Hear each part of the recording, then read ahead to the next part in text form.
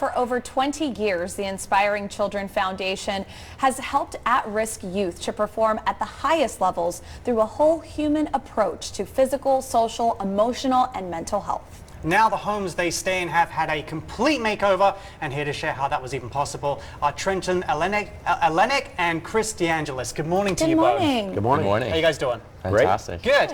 So this sounds like an incredible undertaking, a huge thing to do, but how did you guys even meet, and where was this formulated from? So I was part of the Henderson Chamber of Commerce, a leadership group, class of 2022, and Trent and Cole and Ricky stood up in front of us and told us about the organization, and we saw their passion for the work that they were doing, and we just loved what they were doing. And so we decided to get involved, and they asked us for a list of simple repairs, and we said, nah, that's not enough, let's do more. Trent, we kind of touched on what the foundation does, but just give us a little bit more about what you're doing in our community. Yeah, so we've been around for over 20 years, and we take young people that have had life challenges.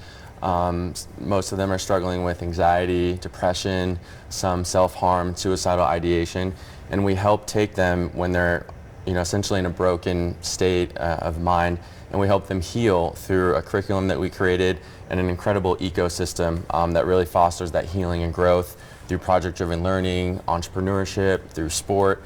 And these houses have been complete game changers because we do have students that are from the Valley, but also from other states and other countries that have come to stay in those homes and be part of the program to really turn their lives around. Right. The homing is just a part of the entire encapsulating organization, but that's an essential part. And you were mentioning before that they were kind of run down a little bit before. They needed some TLC, and that's where you guys came in. How much did you raise, and what was the undertaking that you guys put together? Yeah, so we had some great partners. One of the other guys in the class was with another local general contractor, and we just started making phone calls, and we called a bunch of tradespeople, amazing companies here in town, and we raised over $115,000 in cash. And then we raised, it totaled almost $800,000 in trade and in-kind donations. And at the end of the day, IKEA came to the table and they fully furnished all 3 homes. Okay. So it really was just relentless pursuit of trade partners. And everybody, when they hear a cause like that, they're willing to come and help. So it was amazing to see the community response. Yeah, and kind of piggybacking off of that for you both, what has been your favorite part or most rewarding part about this entire experience? I mean, for me personally, and you probably saw it on the video there, and when we did the house unveilings, to see the emotion come through. And when Chris talks about a full renovation, we're talking floors, ceiling, roof, paint, appliances. Like, so many people came to the table, and the amount of contractors that came that worked on the project and said, hey, I grew up at Lorenzi Park. I grew up in this area. If I had this program, I can't imagine, how that would have helped me in my journey, where I am today. So for me, that's been the most meaningful, and then developing such an amazing friendship and partnership here with Chris and Mike and the whole team at Martin Harris and all the subs that came to the table to help support the event. Yeah, I echo a lot of Trent's sentiments, is getting to know these kids and what they go through and just hearing their stories. And we all deal with stuff when we grow up to different levels. And for me, just being able to relate to what they're going through and knowing the tremendous difference that this is making in their life. And I'm one of those kids that Trent talked about. I have a picture of me at Lorenzi Park in front of the pond playing soccer when I was 4 years old. And so seeing their office there, that kind of brought me back home, and developing this relationship with Trent and Ricky and Max and the whole team over there, Ryan, they're just great people. And the work they're doing, the leadership work, is second to none that I've seen.